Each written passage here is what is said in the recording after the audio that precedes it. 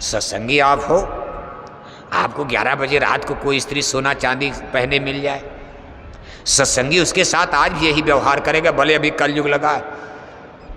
लेकिन सत्संगी की विचारधारा, अगर आपको 11 बजे रात में कोई स्त्री संकट में कितनों सुंदर हो, सोने चांदी के गहने पहने हैं, जंगल में अकेले मिल गई, हमारा कोई भी सत्संगी भाई उसके साथ एक आदर्श व्यवहार करेगा कि मेरे गुरु के नाम पगड़ी ऊंची होगी, अगर घर तक पहुंचा दूंगा, कल इलाके में हल्ला मचेगा, जय गुरुदेव वाले कितने ईमानदार, कितने चरित्रवान होते हैं। इसी तरह की विचारधाराएं, अध्यात्मवाद, ये साइंस ऑफ सोल, सारी समस्याएं, लड़ाई झगड़ा, झूठा द्वंद्व, सत्संगी झूठ नहीं बोलना चाहता। अध्यात्मवादी लोग ज़्यादा निंदा चुगली के चक्कर में नहीं रहते। आध्यात्मिक लोग तो गुरु का कीर्तन सुनना चाहते, गुरु की महिमा सुनना चाहते, निंदा चुगली से कम। मान लो कुछ सत्संगी तो भी उसी में आनंद आता है, निंदा चुगली में। निंदा चुगली छोड़ तेरे भले की कहूँ, कभी निंदा चुगली, इन सब चीज़ों से बचो आप। ये सब चीज़ें देखो संत मत में गुरु महाराज या सभी संतों ने यही सिखाते हैं। एक आदर्श जीवन नैतिक मूल्यों पर आधारित है। अगर अध्यात्मवाद स्थापित होता है भारत में, तो हम एक अच्छा समाज निश्चय ही बना लेंगे। लेकिन कठिनाई आज की तारीख में तो जरूर है। मन तो बखेड़ा खड़ा किया है। मन काल प्रभु का करिंदा है, मन चाहता नहीं, मन चाह रहा जल्दी इनको आफत करा दो, मारपीट करा दो, इनका बम उम गिरवा दो, लाख करोड़ मर जाए, लाओ नरक में डाल दिया जाए। चूँकि कलयुग संतों का युग है, संत बीच में रेजिस्टेंस प्रतिरोध लिए खड़े हैं। कहा ना ना, हमारा सत्संग प्रचार चलने दो, हम इनको सुना सुना कर अभी शाकाहारी बनाएंगे, इनको गुरुदीक्षा गुरुमंत्र नाम दिया जाएगा, इनको नरकों से जन्म मरण से बचाने का अभियान संतों ने चला दिया, नहीं जाने दिया जाएगा। काल प्रभु कह रहे हैं कि महाराज कब तक?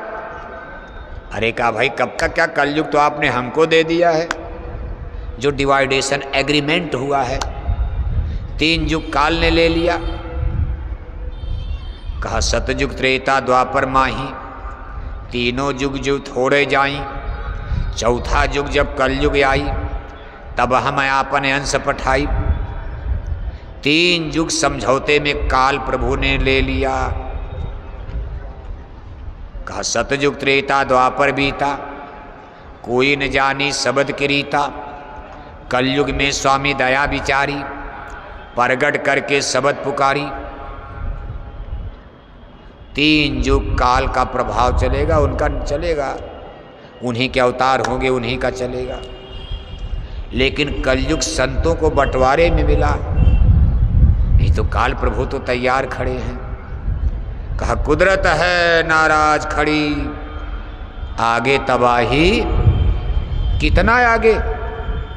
गुरु महाराज के जमाने से चिल्लाया जा रहा है कि कुदरत है नाराज खड़ी, आगे तबाही।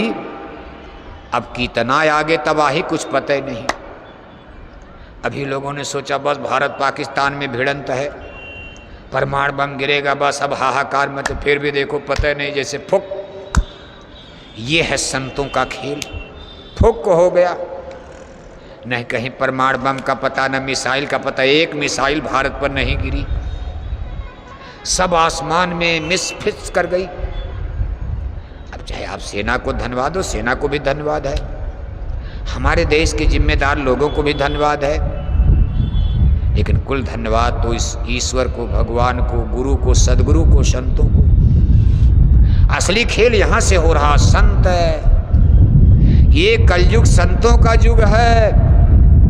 मान लो आज अगर परमाणु बम 2-4 दिन पहले जैसी स्थिति थी, अगर फिक्स न हुआ होता युद्ध, ये मैच की फिक्सिंग न हो जाती युद्ध की, परमाणु बम अब तक गिरने लगती, तो मथुरा के कार्यक्रम की परमिट हो पाती। कार्यक्रम सब बंद है। वर्षों पूज्य महाराज जी के द्वारा जिनको नामदान मिलेगा, इन आत्माओं का क्या होता? परसों उनके भाग में नामदान है। और मान लो युद्ध हो जाता, ये सत्संग उत्संग बंद हो जाता, परमिशन नहीं मिल रही, अभी 2 दिन पहले तो मिली है। जब स्थिति सामान्य हो गई, ऐसी स्थिति में इमरजेंसी आपातकाल लग जाता, युद्ध का जब बिगुल बकता तो इमरजेंसी, बस 1 दिन और चलता तो इमरजेंसी लग जाती। आप कहीं आना जाना, ये सब भाषण भीषण बंद हो जाता। और मान लो अगली बार जब सत्संग होता तब तक वो बेचारे मर जाते, तो उन जीवात्माओं का क्या होता? नामदान मिला नहीं 84 में। सदगुरु बिना न कोई बाँचे, नाम बिना 84 नाचे।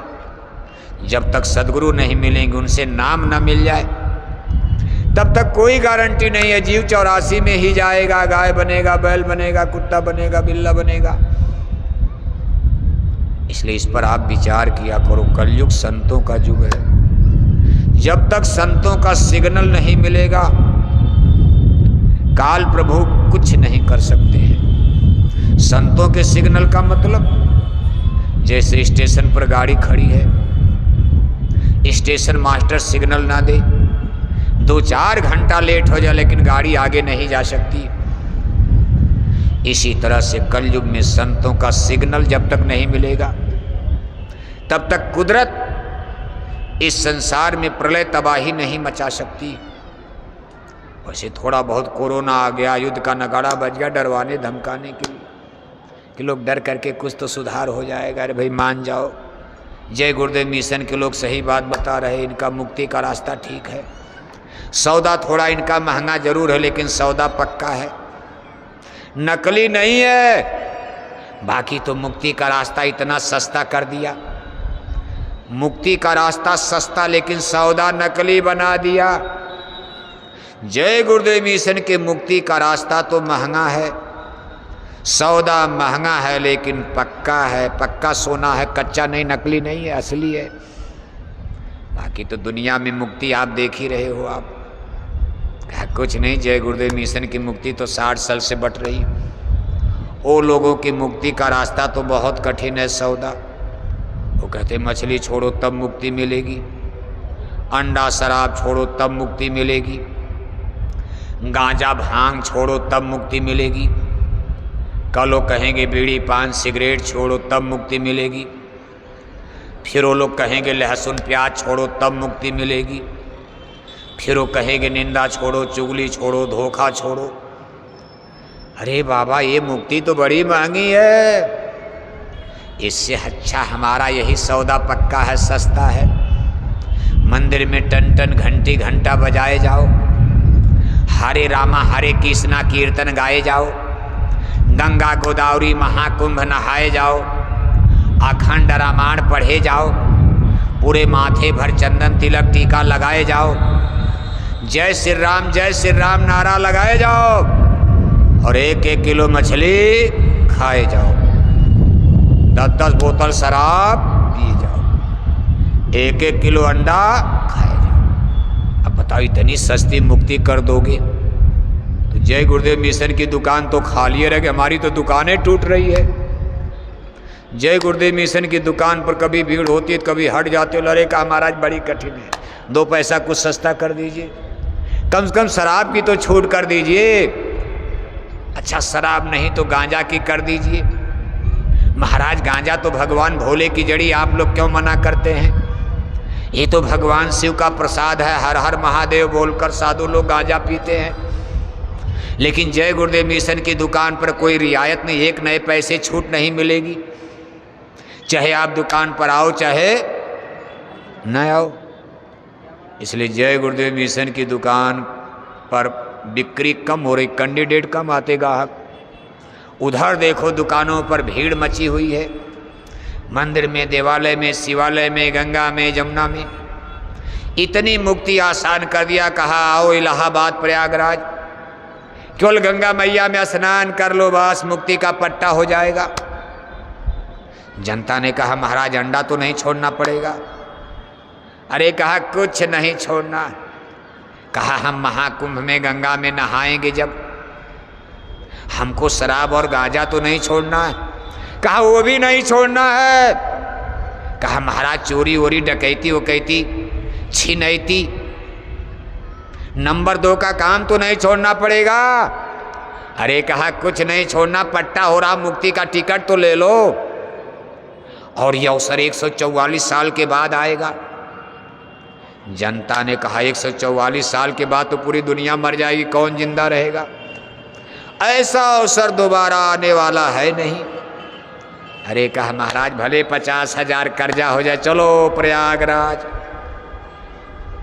सब लोग भाग करके पहुंच गए। इतनी भगदड़ मच गई, कितने मर गए, पिट गए, कट गए। बस मुक्ति का टिकट लेकर अपने अपने घर है, अंडा खाना शुरू है।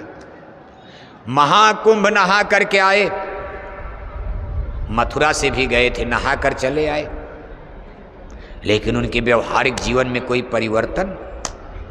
पहले भी शराब पीते थे, महाकुंभ नहाने के बाद भी दारू पी रहे हैं। इलाहाबाद में ही जाओ, शराब पीने वाले बढ़ रहे हैं। इतना बड़ा महाकुंभ का मेला लगा, लेकिन इलाहाबाद में शराब पीने वाले घटे कि बढ़े? मछली खाने वाले, अंडा खाने वाले इलाहाबाद में घटे कि बढ़े? आपकी मुक्ति इतनी आसान, इतनी मुक्ति को आसान कर दोगे तो कौन मीराबाई बनना चाहेगा बताओ आप? कौन महात्मा बुद्ध की तरह अपना राजपाट छोड़ेगा? कौन गोपी चंद भर्तरी राजा की तरह अपनी रानियों को छोड़कर तपस्या करेगा? कौन ऋषि मुनियों की तरह से हड्डी गलाएगा?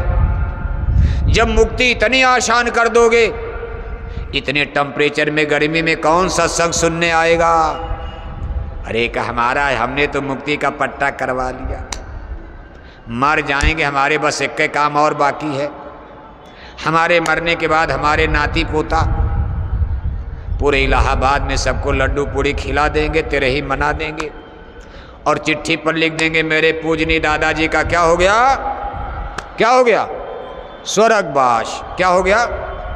कहा जो बचा खोचा कसर है पट्टा हो जाएगा मुक्ति का। नाती पोता पार लगा देंगे, लिख देंगे मेरे दादाजी का क्या हो गया। तो जब आप मुक्ति को इतना आसान कर दोगे, तब तो संतों का स्कूल सत्संग खाली हो जाएगा। बस आज धोखा यही हो रहा। हमारे गुरु महाराज इस पर देखो एक बड़ी सुंदर कहानी सुनाते थे। बाबू साहब सो गए कि जाग रहे हैं? बैठे रहना सब लोग, देखो लाइट जले इसलिए 6 बजे शुरू किया गया। कुर्सी की पेटी बांधे रहिए, अभी कम से कम बैठ उठना मत, अभी कम से कम 2 घंटा बैठने का तो अभ्यास करो। जब सत्संग में नहीं बैठ पाओगे तो भजन में क्या बैठोगे आप? सत्संग में वो कमर दर्द कर रही, पैर दर्द कर रहा, तो ध्यान भजन कैसे करोगे आप? सत्संग में बैठने का मतलब एक्सरसाइज, आपका अभ्यास होता है, एक अपना ख्याल ध्यान एकाग्र करके, तब तो ध्यान भजन बनेगा। तो देखो गुरु महाराज एक बड़ा सुंदर दृष्टांत सुनाते थे। नदी के किनारे बालू पर एक देवी जी का बड़ा सुंदर मंदिर बना हुआ था। चैत का क्वार का पवित्र महीना, चैत का जब नवरात्रि का पवित्र महीना आता था तो 9 दिन का रेगुलर लगातार मेला लगता था। सारे इलाके की जनता फूल बतासा लेकर देवी के मंदिर में पूजा के लिए दिन भर मेला। रात में तो खैर पूजा बंद हो जाती थी, मैया का फाटक बंद हो जाता था, लेकिन सुबह दिन निकलते ही फाटक खुल गया और दिन डूबते तक पूजा चलती रहती थी। एक गांव के 25-30 आदमी जो आपस में दोस्त थे, मित्र थे, संगी साथी, उनकी एक टीम थी, गैंग। उन्होंने कहा भाई देखो चैत का महीना चल रहा, देवी का दिन है, एक दिन के लिए हम लोग भी पूजा कर लिया जाए। 9 दिन तो हम लोग शराब छोड़ नहीं पाएंगे, पियक्कड़ आदमी कहाँ 9 दिन छोड़ेगा? 9 दिन शराब कैसे छोड़ पाएगा? कहा लेकिन एक दिन हम लोग भी पुजारी बन जाए, कुछ तो पुण्य मिल जाए देवी मैया से। अगले दिन तय हो गया, सब लोग नहा धो करके पूरे माथे भर चंदन तिलक टीका लगाकर फूल बतासा लेकर के सब देवी के मैया के मंदिर के करीब पहुंच गए। जब मंदिर के बिल्कुल करीब पहुंचे, फाटक खुला, उनके पूजा का नंबर लगने वाला। तब तक उसमें सुन के एक साथी को बड़े जोर से टट्टी लग गई। क्या लग गई? टटिया नहीं, टट्टी लग गई। टट्टी माने लैट्रिन। उसने कहा भाई बड़ा गड़बड़ हो गया, कोई उपाय बताओ। उसके साथियों ने कहा बस एक ही उपाय है कि 10 मिनट टट्टी रोक लो, हमारा नंबर लग गया पूजा का, हम लोगों का ही नंबर है, पहला नंबर, पूजा कर लिया जाए। मेला के बाहर चलो, नदी के किनारे जंगल में टट्टी करो, वहाँ पानी मिलेगा। यहाँ मंदिर के सामने कहाँ टट्टी करोगे, यहाँ पानी कहाँ, नदी तो दूर है।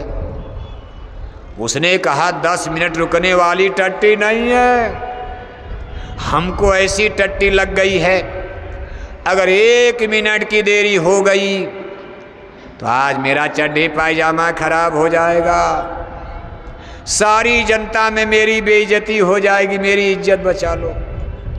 भाई जनता के बीच में टट्टी कोई कर दे इसी में तो बदबू तो करेगा, अगल बगल लोग कहेंगे कौन टट्टी कर दिया, तो पता तो चली जाएगा भाई बदबू कहाँ से आ रही।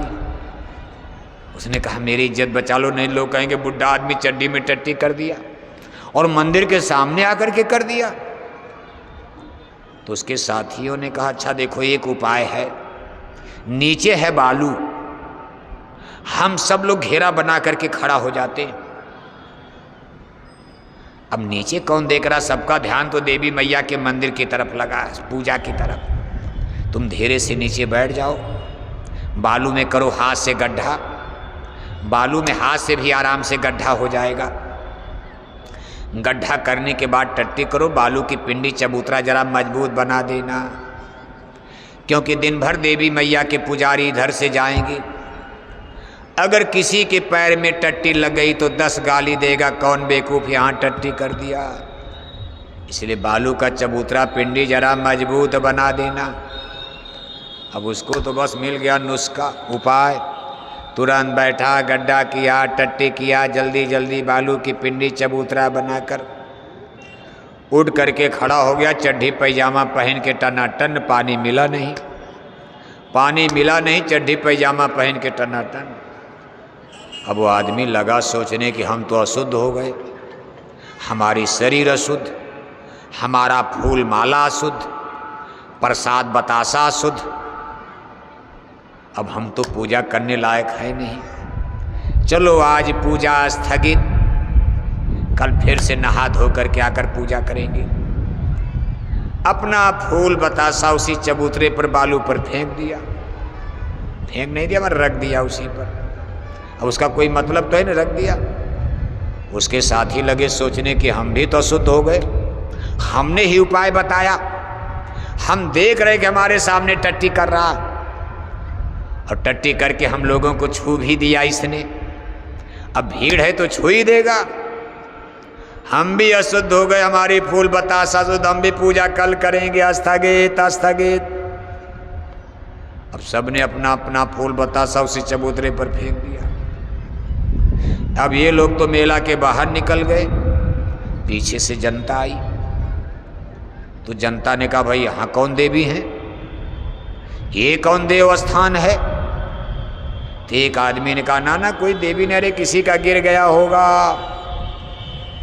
तो लोगों ने कहा भाई गिरेगा, 1 गिरेगा, 2 गिरेगा, 3 गिरेगा, चलो 5 गिरेगा।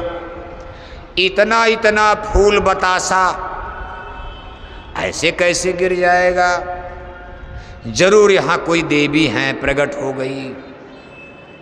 तब तक एक आदमी भीड़ में इस बात को सुन रहा था, वो बहुत दिन से भगवान से सिफारिश कर रहा था, हे भगवान अगर कोई मंदिर उंदिर बन जाता तो हम भी वहाँ पुजारी बनकर बैठ जाते, कुछ दान दक्षिणा चढ़ावा चलता, काम ठीक रहता।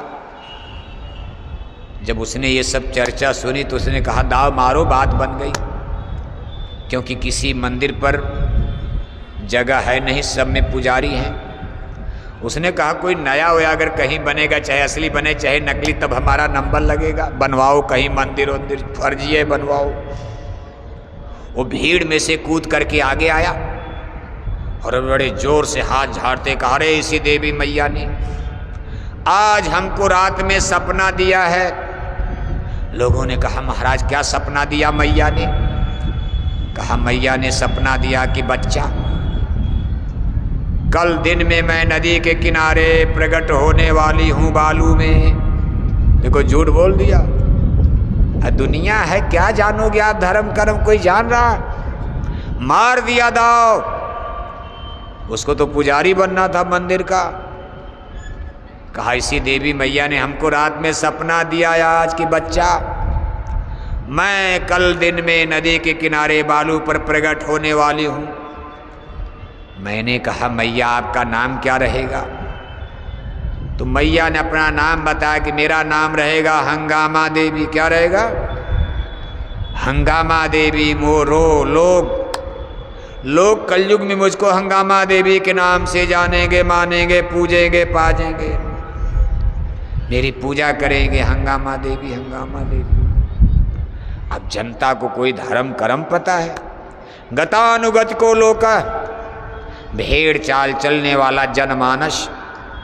एक भेड़ गड्ढे में गिर गई, पूरा मथुरा धाम धाम धाम धाम धाम। जनता ने कहा भाई हंगामा मैया प्रकट हो गई बालू पर। 4 आदमी बैठ गए, कहा कीर्तन करो, देवी जागरण गीत शुरू करो। तब तक गीत बना लिया। देवी जागरण गीत शुरू हो गई, जय मैया हंगामा देवी। बैठ गए लोग कीर्तन मंडली, जय मैया हंगामा देवी, जय जय हो हंगामा देवी, जगत तारणी हंगामा देवी, भगत तारणी हंगामा देवी, जय मैया हंगामा देवी, जय जय हो हंगामा देवी। तब तक 2 आदमी चद्दर लेकर खड़े हो गए, कहा दक्षिणा भी देते जाओ, कल से यहाँ मैया के मंदिर का उद्घाटन किया जाएगा, मुहूर्त है। यहाँ एक पुजारी रखा जाएगा, सुबह शाम मैया को भोग लगाएगा। इस बालू में जंगल में मैया भूखे प्यासे कब तक रहेगी? अब जनता है 54 अठन्नी, इससे ज़्यादा तो कोई देगा नहीं। जब सत्संगी 10 से ज़्यादा नहीं देते हो तो वहाँ क्या देंगे लोग? लेकिन दिया, फिर भी दिया जो श्रद्धा थी। अब जमाना था 54 पैसा 2 पैसा लोग देने लगे। शाम होते होते वहाँ फूल बतासा का टीला लग गया। पुरानी मैया का मंदिर खंडहर हो गया। जनता कहने लगी पुरानी मैया की पूजा करते करते, पुरानी मैया को फूल बतासा चढ़ाते चढ़ाते 10 नवरात्रि बीत गई। मैया ने मेरी एक भी मिन्नत मनौती पूरी नहीं किया। छोड़ो अब इस मैया को, नई मैया की पूजा की जाएगी, नया देवी, इनकी परीक्षा ली जाएगी, इनकी पूजा करो। जैसे 10-5 साल पूजा करने के बाद सत्संगी मथुरा छोड़कर दूसरे गुरु के पास, कोई तीसरे के पास, कोई कहीं चला रहे, कहा मथुरा जाने से कोई लाभ नहीं, हमारी गाय मर गई, बैल मर गया, कोई बच्चा बच्ची नहीं था, वो हुआ नहीं, मनोकामना पूरी नहीं, छोड़ो ये सब पूजा वूजा। संसार विचित्र है। सारी जनता मुड़ गई नई मैया की तरफ। पुरानी मैया का मंदिर खंडहर, कोई जा ही नहीं रहा है। शाम को उस देश का राजा अपने मंत्री के साथ रथ पर बैठ करके जा रहे थे। राजा ने कहा मंत्री, देवी मैया का मंदिर तो आगे है, खाली पड़ा, ये बालू में क्या पूजा शुरू हो गई, पता लगाओ। मंत्री ने जाकर के पूछा, किसकी पूजा शुरू कर दिया? जनता से आवाज आई, महाराज हंगामा मैया प्रकट हो गई। राजा ने कहा मंत्री, मैं इस देश का राजा हूं। राजा कोई इतना मूर्ख पागल तो राजा बनता नहीं। मूर्ख पागल आदमी प्रधानी का चुनाव नहीं जीत पाएगा। जो लोग बनते हैं भले वो कत्ल करें, बलवा करें, लेकिन पूरे मथुरा में चुनाव तो जीत जाते। जनता MP MLA बना रही। कोई उनके पास कैटेगरी, कोई न कोई उनके पास है ऐसी चीज कि इतनी जनता, आप अच्छा से, आप कितने अच्छे आदमी हो, आप गांव में प्रधानी लड़ो 10 वोट नहीं मिलेगा, लेकिन जो लोग जीत रहे हैं MP MLA मंत्री मिनिस्टर, उनके पास भी तो ब्रेन माइंड दिमाग कुछ न कुछ होगा। राजा तो राजा। राजा ने कहा मंत्री, मैं इस देश का राजा हूं, मैं कोई मूर्ख नहीं हूं। मैंने अपने जीवन काल में साधु संत महात्माओं का बहुत कथा प्रवचन सत्संग सुना। आज तक किसी संत महात्मा ने हमको हंगामा देवी का नाम नहीं बताया। हिंदू धर्म के जितने स्पिरिचुअल लिटरेचर्स, हिंदू धर्म के जितने आध्यात्मिक ग्रंथ और किताबें हैं, रामायण, गीता, वेद, भागवत, शास्त्र, पुराण, कहीं हमने हंगामा देवी का नाम नहीं पढ़ा। मंत्री, मुझको शंका लग रही है, कोई दुष्टता तो नहीं कर रहा है, कोई मेरी जनता को धर्म के नाम पर धोखा तो नहीं देने जा रहा, ठगने नहीं जा रहा। मंत्री, मैं इंक्वायरी कराऊंगा, मैं राजा हूं, मेरा धर्म अधिकार भी है, मैं सच्चाई का पता लगाऊं, अपनी जनता को धोखे से बचाऊं। राजा ने कहा, मंत्री पूजा बंद करा दो। अब राजा का आर्डर हो गया तो पूजा बंद हो गई। राजा को कोई जनता सोच लेना है कि जनता नाराज हो जाएगी, पूजा बंद हो जाएगी। तो राजा तो तलवार के बल पर गद्दी लेते थे, उनको लड़ाई लड़नी है। आज तो एमपी एमएलए थोड़ा डरेंगे, भाई जनता नाराज हो जाएगी, चलने दो, यही पूजा चलने दो, हंगामा देवी चलने दो, नहीं तो जनता नाराज होकर के वोट हमको नहीं देगी। राजा को क्या डर है? राजा का आर्डर हुआ, पूजा बंद है। राजा ने कहा, मंत्री जरा बालू हटाओ। तो जब बालू हटाया गया तो नीचे मिल गया बालू का टीला। राजा ने कहा, भाई ये तो बालू है। तो जिनको पुजारी बनना था, अब उनका कलेजा धक धक कर रहा है कि जनता को, प्रजा को तो मैंने ठग लिया, लेकिन मैं राजा को कैसे धोखा दे पाऊंगी? राजा मूर्ख तो है नहीं।